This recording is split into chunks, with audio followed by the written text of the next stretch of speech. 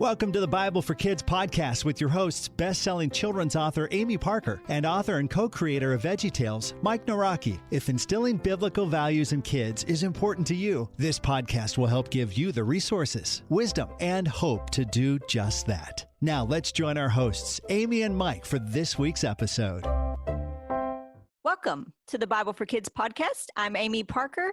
And I'm Mike Naraki. And today we're doing things a little bit differently. We're bringing our behind-the-scenes producer, Dan, to the mic to talk about the Bible for Kids, the podcast, the website, and the vision. But what we're not doing differently is we're going to start today with the Bible verse as we do every day. So Amy, take it away. Today's verse is from Matthew 18:20 from the New International Version, and it's Jesus speaking. And he says, where two or three gather in my name, there I am with them. Wow. So here three of us are. So here he is. He's here. Right. All right. Actually, four of us here. Yeah. That's right. Yeah. We have an extra microphone set up. So it's like the table setting, He's just on mute, but that's right. But he can speak anytime he wants. That's right. Anytime. That's right. That's never stopped him before. No. Right. So today's guest, who has sat through pretty much every single one of our podcast recordings, is Dan Lynch. Dan is not only our agent, both for Amy and I, but he's also quite the seasoned publishing and entertainment media executive, a 30-plus year track record of success in the field of production development, team building, marketing, social networking, and on-budget project management. And it's important to have on budget there because, those projects. I'd like to see those numbers, actually.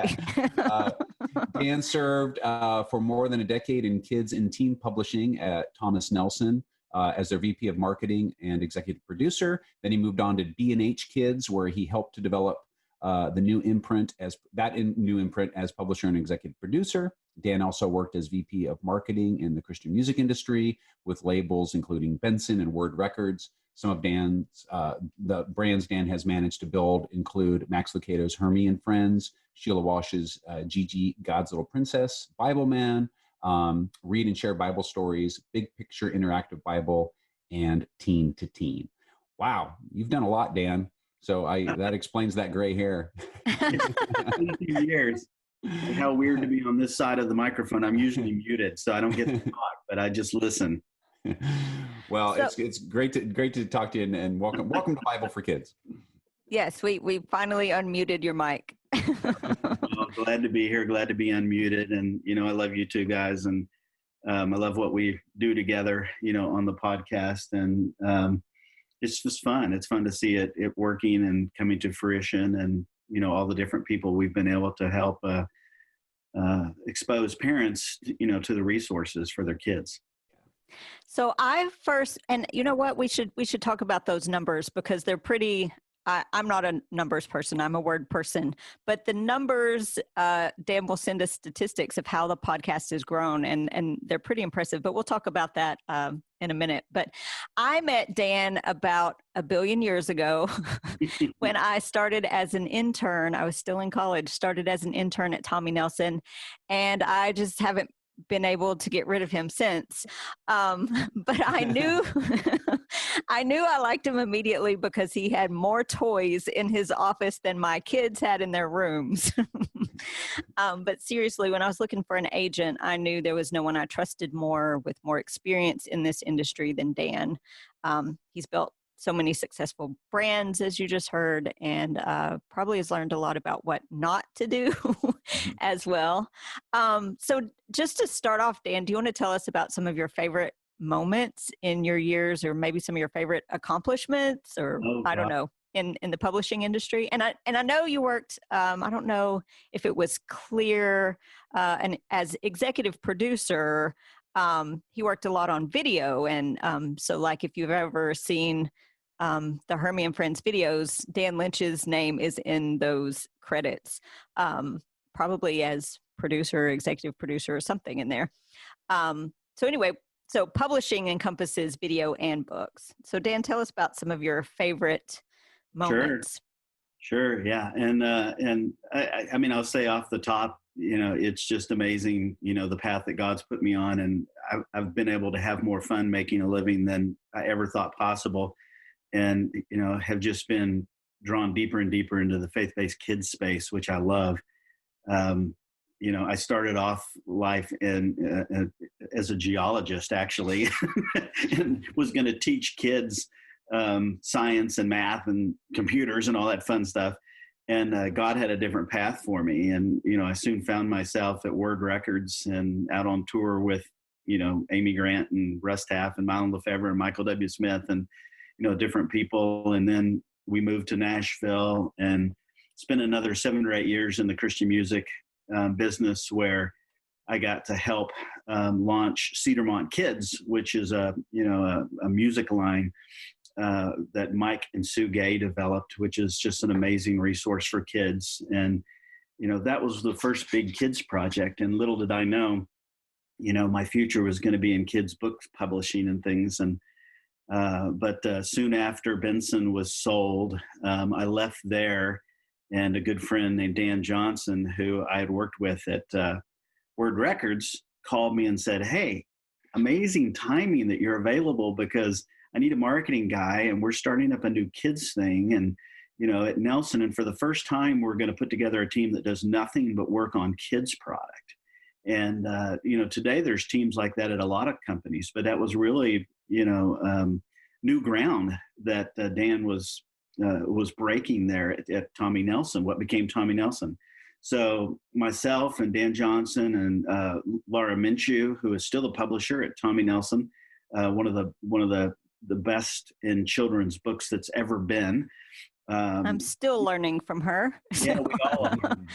And Laura's amazing, and she's hung in there for a long time and been a part of a lot of amazing things. And but I spent 14 and a half years at Nelson, and God just kind of put me on this path. And, as far as some of the fun things, everything from, really developing a love for children's books, which I did have a point in life where, being in the music business, I thought, I don't want to be in the book business. That's not cool. Hey, now. But, we won you over, though, right? Yeah, God has other plans. And really got to love those. And then doing things like the Hermie and Friends series with Max Lucado, that was just really a blessing that, God kind of put his finger on that series, I believe. And we sold, I don't know, when I left there 10 years ago, we sold 5-6 million videos and things, which is, a shadow of what Mike's used to with VeggieTales. But still not too shabby. Yeah, but not too shabby. And, I can remember that series, which, the original book that Max wrote was about a butterfly, and a caterpillar that, ultimately turns into a butterfly. And, we thought, well, we can animate that. It can be cute. And then our partner in it, Rick Eldridge at Glueworks Entertainment in Charlotte, North Carolina, called one day, and we were looking for voices. And he's like, "Well, what do you think about Tim Conway and Don Knotts and Melissa Disney for our 3 main voices?" And I was like, "What?" Like, you mean the Apple Dumpling Gang, Tim Conway and Don Knotts? And I didn't know Melissa, but Melissa, she voiced our Ladybugs, and Melissa is such a dear friend. And, if you've ever watched an award show on television, you've heard Melissa's voice, because she does the CMAs and the MTV Music Awards, and she's the number one. I didn't know that. Yeah, she's the number 1 female voice talent in Hollywood. Having the last name Disney does not hurt that. No, and it's funny because she is related to the Disney family, but she says just enough to get people to take her call and not enough to get into Disneyland free.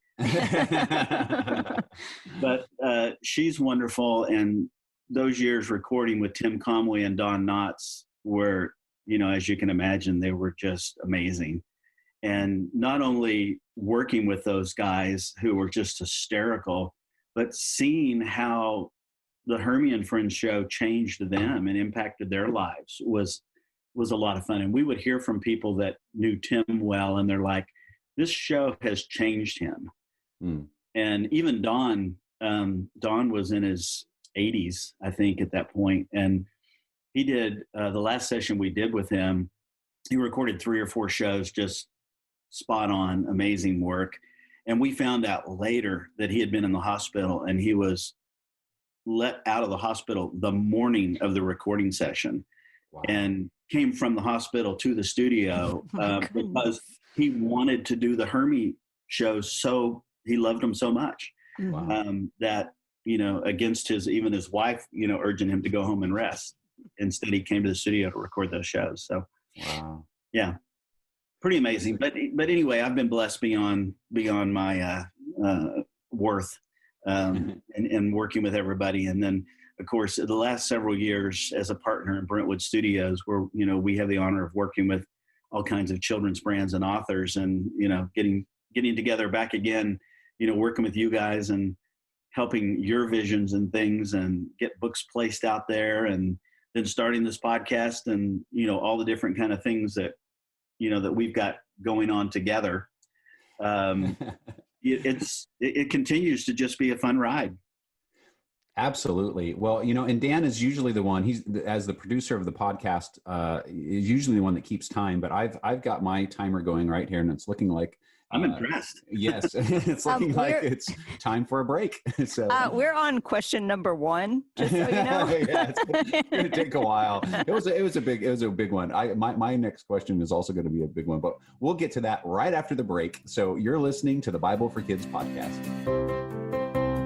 We're excited about something new, the Bible for Kids bookstore on bookshop.org. This new store helps support this podcast, but more importantly, independent bookstores across the country who also receive a share of sales. Visit bookshop.org today and look for the Bible for Kids bookstore, or visit our website at thebibleforkids.com, where you'll find links to the bookstore and features from authors on this podcast. Where is Wisdom? Where is Wisdom takes us on a creative tour through the beautiful truths found in Job 28. I don't know about you, but the book of Job can be a challenging read, yet Scott James gets to the heart of the poem that Job 28 is. He so simply yet creatively shares the message that the greatest treasure is found in God and in the wisdom that He alone can provide, a truth that everyone needs to hear. Get swept away by God's awesome story with the Epic Bible. This graphic novel-style Bible features dramatic illustrations created by some of DC and Marvel's best comic book artists. Whether someone is reading the Bible for the first time or looking for a fresh perspective, the Epic Bible cinematic storytelling will make God's Word come alive and reveal His redemptive plan for all humanity. Perfect for teens, comic book fans, and graphic novel readers. The Epic Bible, God's Story from Eden to Eternity. Available for pre-order wherever books are sold. We are back on the Bible for Kids podcast. This what's looking like it's going to be an extra long episode.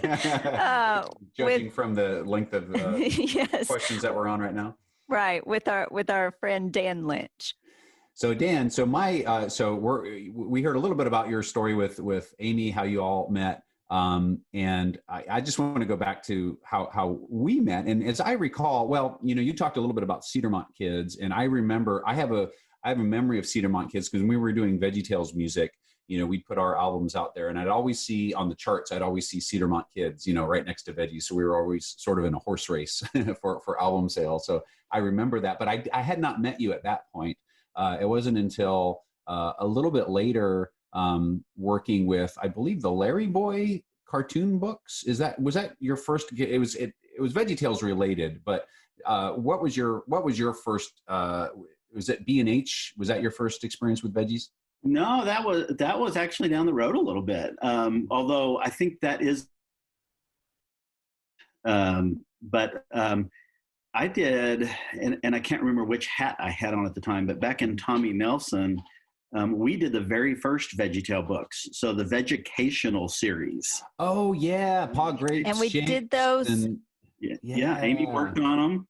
We did those for the mini versions, I think, for Chick-fil-A too.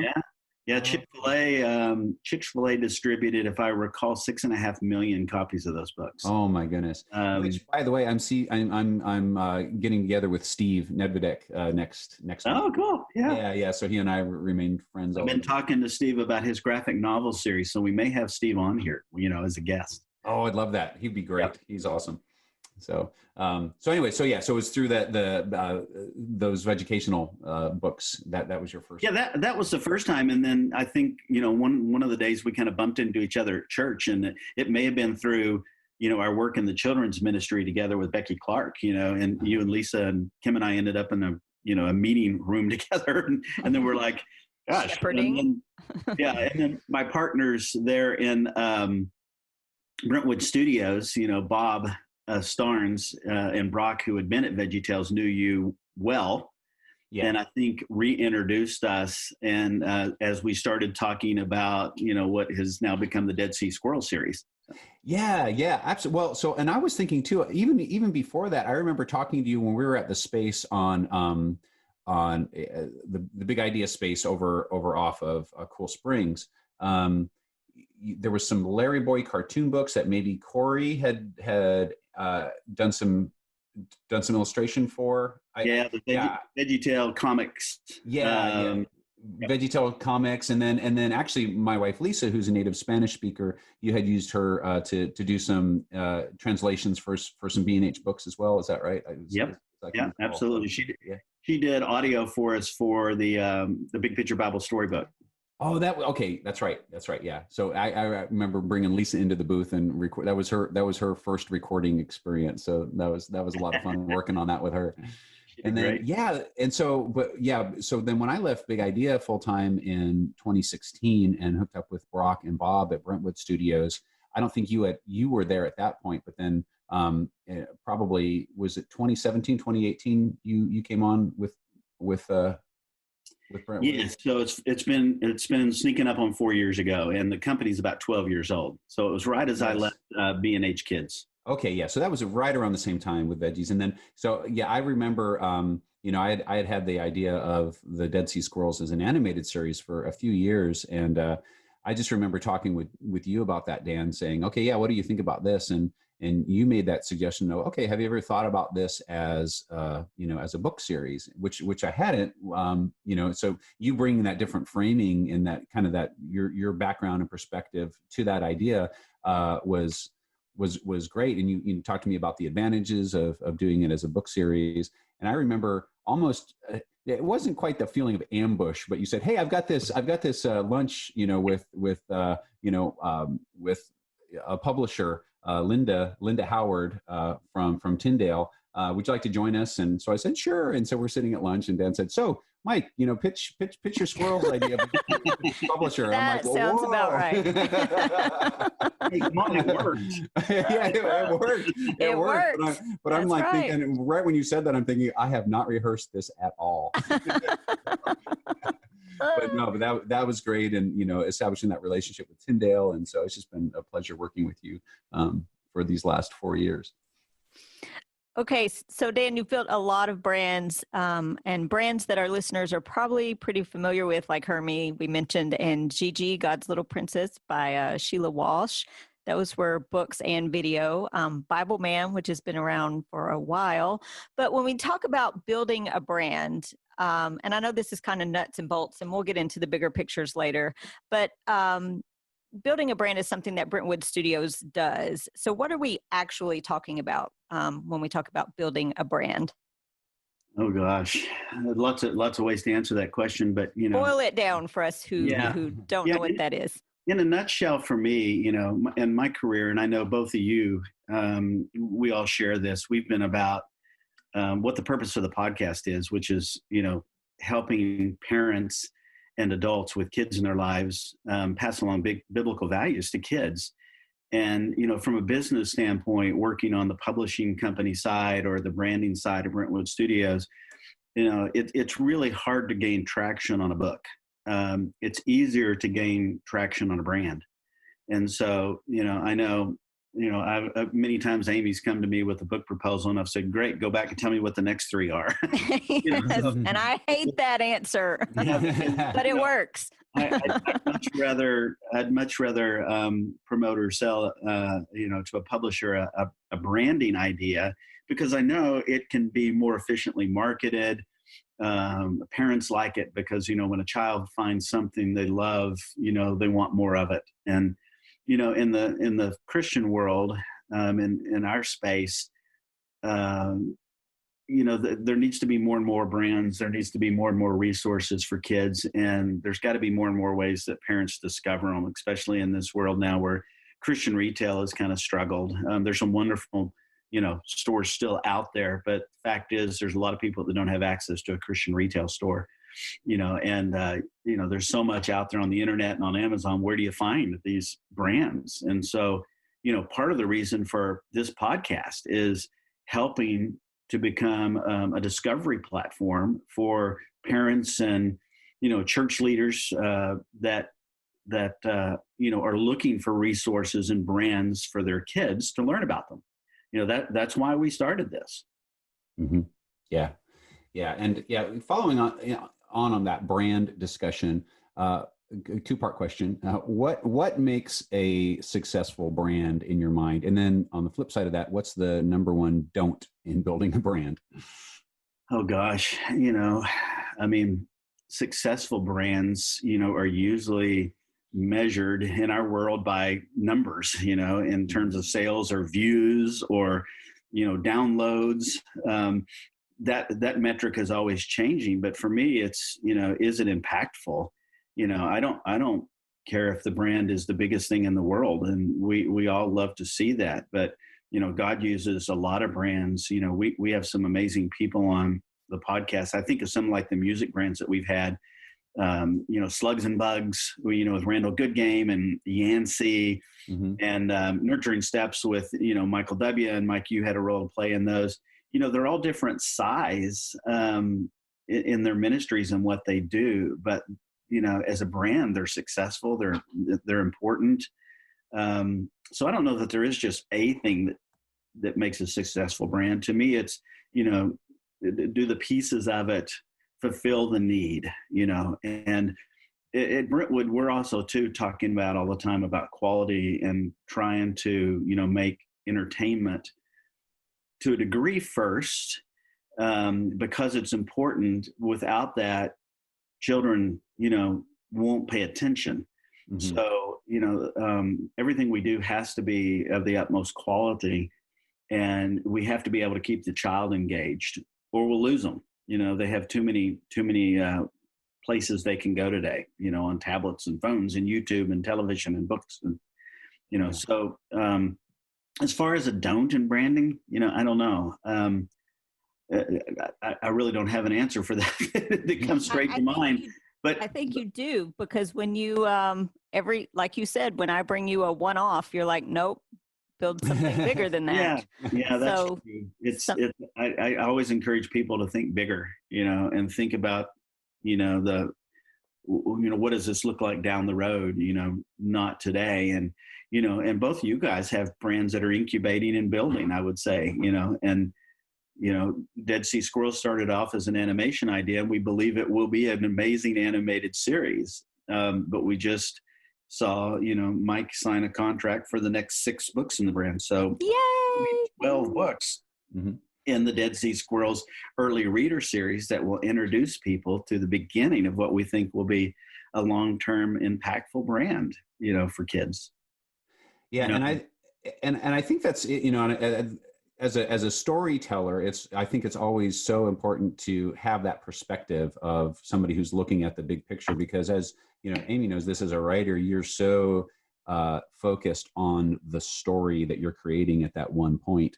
But then, to kind of think beyond that and give yourself room to think, okay, how does this fit into a larger world that can immerse a child into this world beyond this one book? Right. And that's really difficult. I think that's why we need the Dan Lynches of the world, because it's really difficult for a writer to see beyond that initial idea. Or once you get that initial idea done and you're like, oh, finally I'm done. Here, agent, here, look at and then he says, no, go back and come up with 3 more.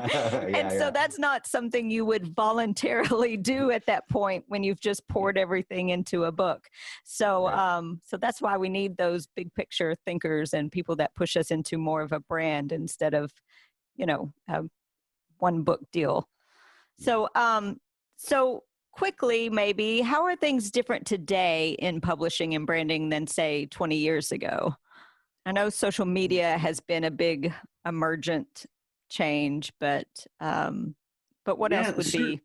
Certainly social media plays a whole new role that didn't exist a decade ago. I remember having discussions with the teams like at Apple, before the iPad was released and, and what it could become and, how many hundreds of millions of those are, out there today.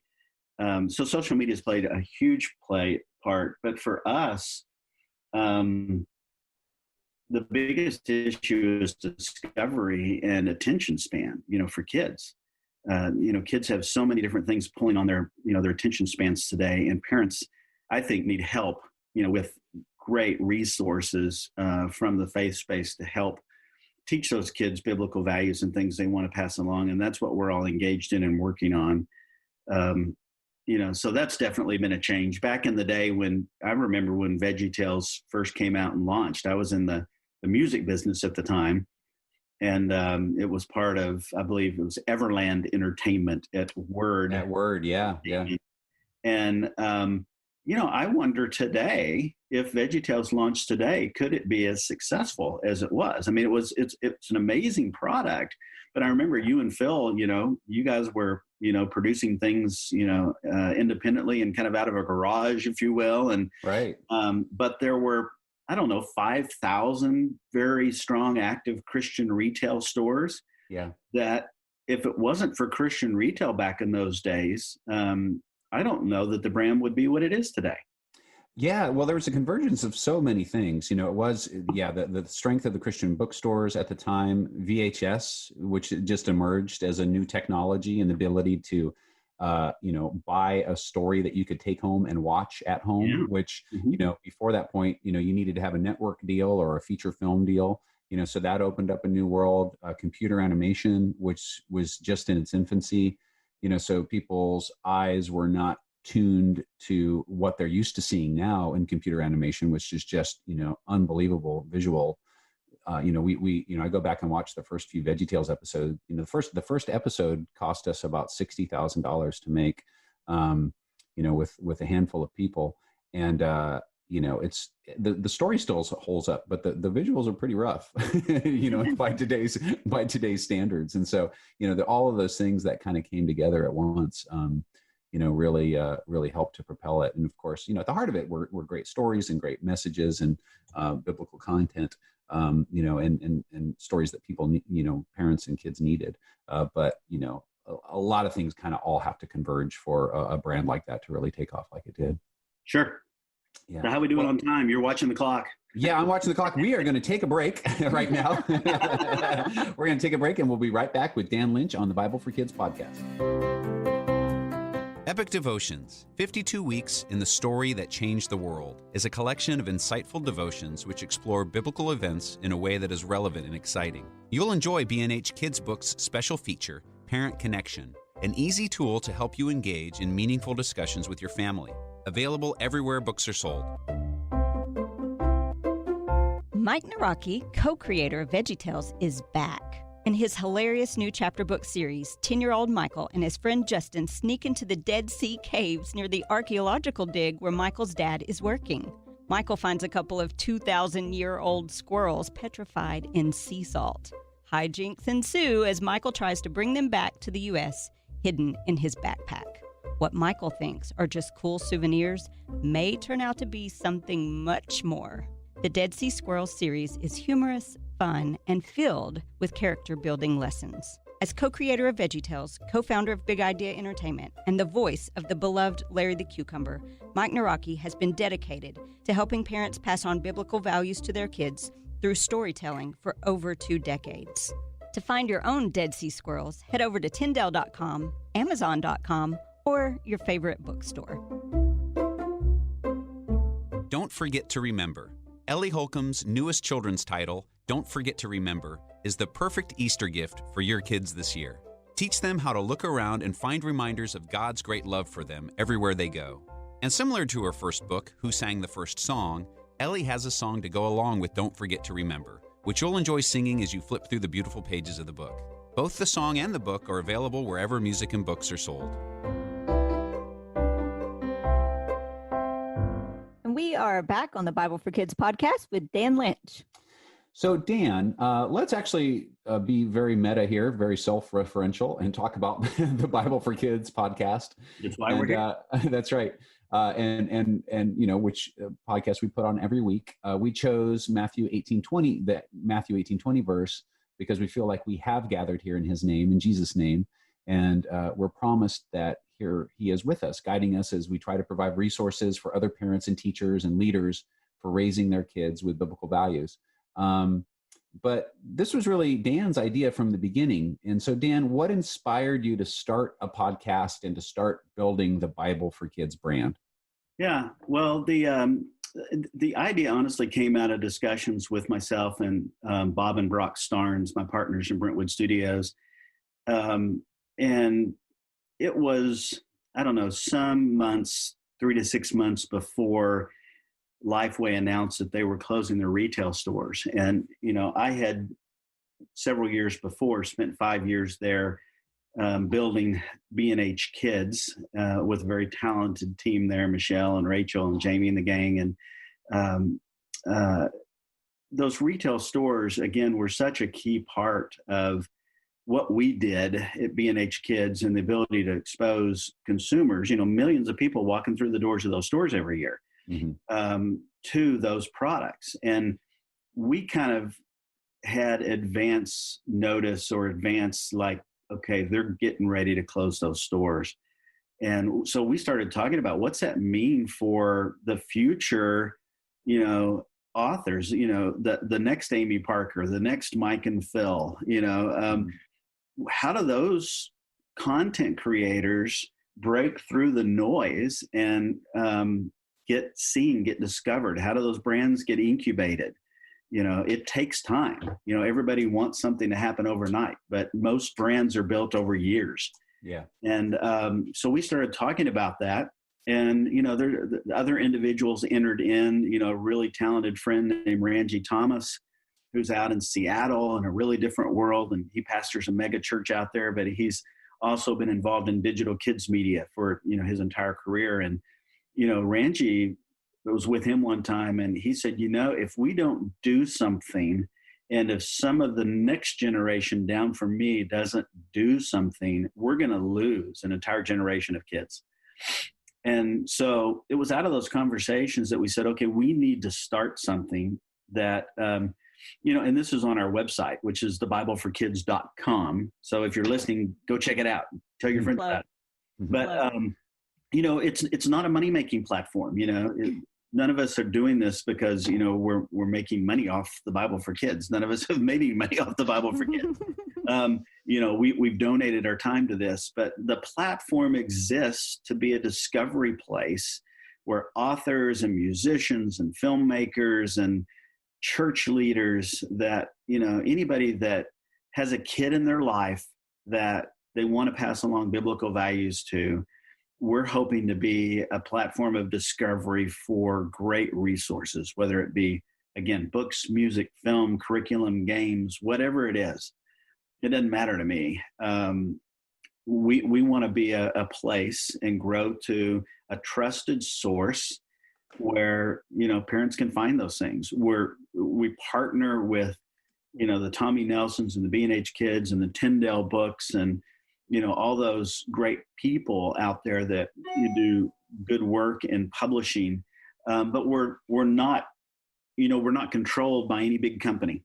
We're independent and we just want to be a trusted source for parents. And two, as a parent, I appreciate that. Now, I have a teenager and a grown child, a technical adult is what I call him.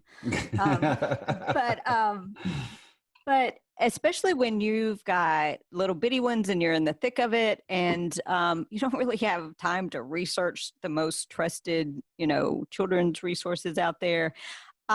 So just if there's a podcast that I can listen to on the way to work or while I'm doing laundry or whatever that points me to those resources where I can actually hear the creator talking about their product and the heart behind that product, that to me is such a valuable tool as a parent so that I know I feel like I know that person. I've heard that person talk about why they created their product. That's to me even more valuable than going into a bookstore, into a Lifeway or whatever, and seeing it on a shelf and flipping through it. I can hear the inspiration behind why that product even exists. So I feel like for parents, that's such a powerful resource. Yeah, absolutely. And Dan, could you talk a little bit about, Amy hinted at this a little bit earlier, but just about, this podcast and some of the growth you've seen since it started? Yeah. Well, we're not where we want to be ultimately, but we're growing really well, and it's been very steady growth, which is exciting, which, it means people are telling other people about it. And, we started doing this back in late August, early September. And, we've tried to do a podcast a week, between the three of us. And we've succeeded at it most weeks. We took a couple of weeks off at Christmas. Mm-hmm. We took, I think, 1 week off in early May. Just, the mechanics of dealing and producing and doing things during the virus, slowed us there. But we've seen over 60,000 downloads, on the podcast. And, we're averaging around 2,500 or so a week. The last month was almost 11,000. So, the month prior to that was just under 10. So, it's growing. I think by the time we get to Christmas, we'll be 150, 200,000 downloads. Mm-hmm. We've had, a great partner in Way FM and Way Nation platform to help us launch. And, that was another kind of gift, from God. Those guys heard a sample podcast via our friend and engineer who's mixed all our podcasts, Stephen, was working at Way FM, and they invited us to be part of their platform when they relaunched it last fall. Yep. And so we had a home when we started. And, so you can find us on the Way Nation platform. You can find us at thebibleforkids.com, or, we're also on Spotify and Apple Podcasts. And I always loved walking by Wally as he was recording his morning show and waving as we were on our way to our studio to record. Yeah, absolutely. Wally interviewed you guys, and so we used to go into the studio, about once or twice a month and record 3 or 4 podcasts at a time. But the last several months we've been doing these virtually, which has worked well, but it's not quite the same of being all together. Yeah. And having our guests in there with us, which is a lot of fun. But, in terms of podcasts, I was talking to somebody and they said, well, there's hundreds of thousands of podcasts out there in the world. And they said the average podcast out there never gets over a couple hundred, downloads. Wow. Now the big podcasts are in the, 10,000 a week. Bazillions. I was comparing ourselves to Malcolm Gladwell. It's probably not a great comparison. Probably not, the fact not is, yet. Most of those big podcasts come out of, platforms that have hundreds of thousands or millions of followers. And, even in the faith space, some of the biggest podcasts, you're doing 50, 60,000 downloads a month. But, they started with a massive platform. And so we kind of all started, meeting at a coffee shop and talking about this idea. And it's fun to see what God's done with it. And I truly believe there's great things on the horizon. And I know there are, because even in the past couple of weeks, I've been in discussions with 2 major new podcast networks that, we're talking about being a part of both of them. And we don't have anything that we can announce, but we're looking forward to when we can, because there's some really fun things coming up, for the podcast that I think will get it to more listeners. And we're the only podcast that I'm aware of out there right now that is speaking to parents about biblical resources for their kids. And kids meaning, toddlers to teenagers. Yeah. I think our website says 0 to 18. So, yeah. And then we've had guests on that would reach even beyond that range too. There have been guests on, and I've shared their stuff with my technically adult son. So, I think just parents in general can find a whole host of resources here. So we've talked about the Bible for Kids brand as a big idea, and breaking it down a little bit more. There's a podcast and a website.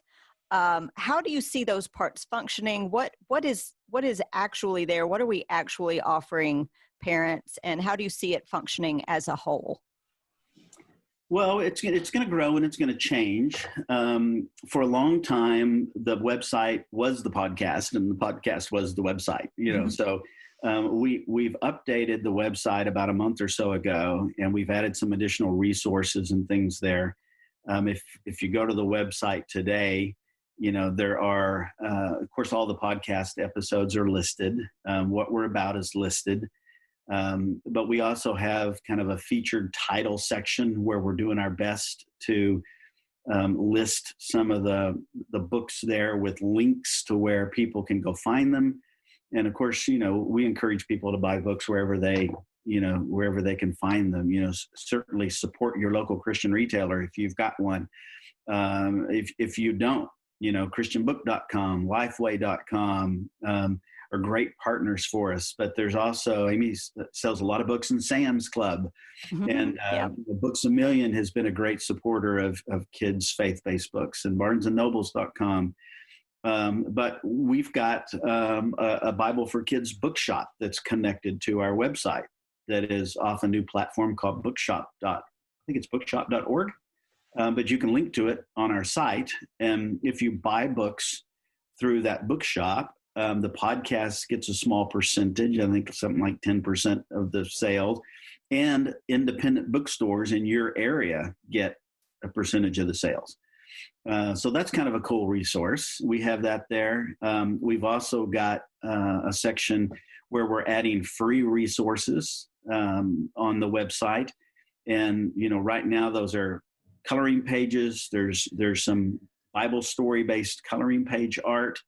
There's videos there that you can link to of Amy reading her books and Mike reading his books. Some of the others, the Bible Force brand, we've got some of the Bible Force videos referenced there. The Big Book of Bible Questions has videos there. Mary Simon is on there. I'm scrolling through it now. Mm-hmm. Yeah, Mary's on there reading some of her books and things. And that's kind of what's available today. I envision this growing and becoming, a site where, one day you'll be able to go in there, and if you're searching for the right Bible storybook for your child, you'll be able to go in there and look at different Bible storybooks that are in the market, and, what's the difference between them, what's right for your age group, and learn about those resources. And maybe, what's the best full text Bible for my child, what's out there, what's offered. And learn about those resources. So we're going to be continuing as, we have the resources or revenue and things, we pump any ad dollars that we get from our sponsors right back into, the podcast and building out future resources. So I love where it is. We've got a vision of where we want it to go, and, we're going to be working to get it there.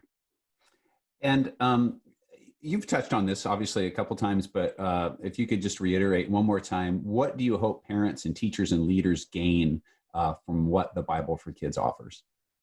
I hope that they learn about new books and new authors and new music that they can use with their kids and their family to instill biblical values and to further teach them what they want to teach them. We want to bring families closer together. We want to introduce kids to the gospel. And that's really it. That's what it's about. I can pretty much guarantee you, if you go on there and you listen to some of these podcasts, that you're going to run across somebody that you've never heard of. We just had MMA Jenkins on last week.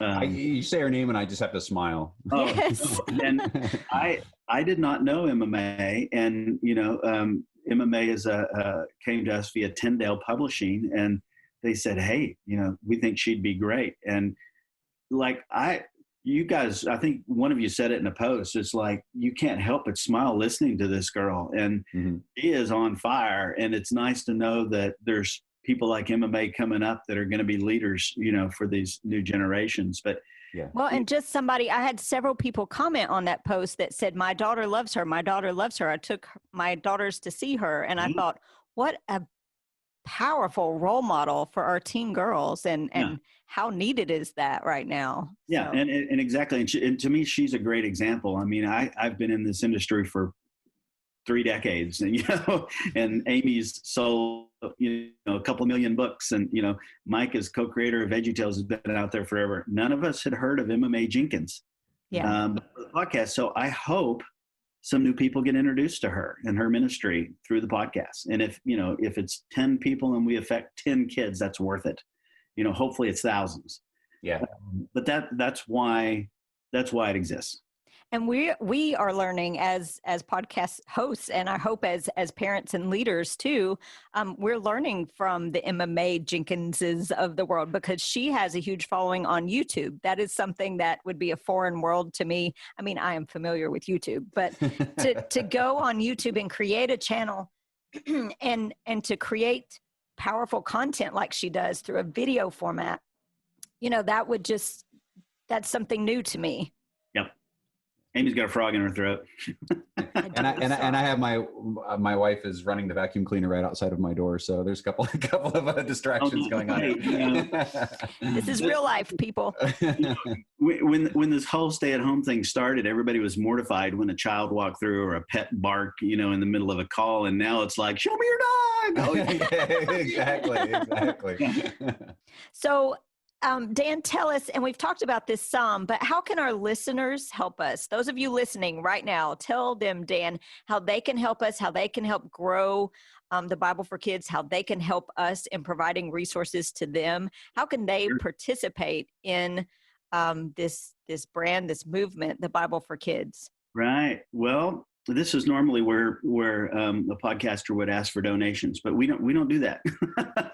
So we're not asking anybody for money. What I would say is listen to the podcast, share them with your friends, go on and leave a review wherever you listen to podcasts. If you listen on Apple, go and leave a review, give us 5 stars, leave reviews on Spotify. If you're not part of our socials or our mailing list, please join us. We're on Instagram. We're on Facebook at The Bible for Kids. And thebibleforkids.com. If you go there, you'll get an opportunity to join our newsletter. We don't email blast people all the time. In fact, we haven't sent an email out yet, but we will begin soon, probably sending a monthly or twice a month, email out, letting people know what's going on. And then, that's also how we give away a lot of our things, because most of our guests provide us copies of their books and their music. And we give those away, and generally it's to people on our mailing list. So sign up there. And, the last thing is, buy the books from the authors and musicians, buy their music, support them, help tell friends about their brands. Again, that's what we're about, is educating people and passing along those resources. So really that's how you can help be a part of building the Bible for Kids website and movement and podcast, is share, be active, and then support those sponsors and support those authors. And then awesome. Really big picture, just by doing that, you're sharing, you're instilling these biblical values in your own kids, and then you're raising kids who are going to grow up and instill biblical values in their kids. And that just keeps this whole mission that we're on, it just keeps that going and that gaining momentum and that growing, which is really the big picture of why we do what we do. Absolutely. Dan, thank you so much for clicking on your microphone this time and joining us. It's been a pleasure talking with you. And listeners, to learn more, if you haven't heard it a million times already, follow us at The Bible for Kids on Facebook or Instagram, or head to our website again, which is thebibleforkids.com. Thank you, everyone, for listening. Thanks for listening to the Bible for Kids podcast with Amy Parker and Mike Naraki. Be sure to connect with The Bible for Kids on Instagram and Facebook, and at thebibleforkids.com. We'd love to hear your comments and ideas for future podcasts. You can email us, info@thebibleforkids.com. The Bible for Kids podcast is part of the Way Nation Podcast Network. Find more podcasts at waynation.com.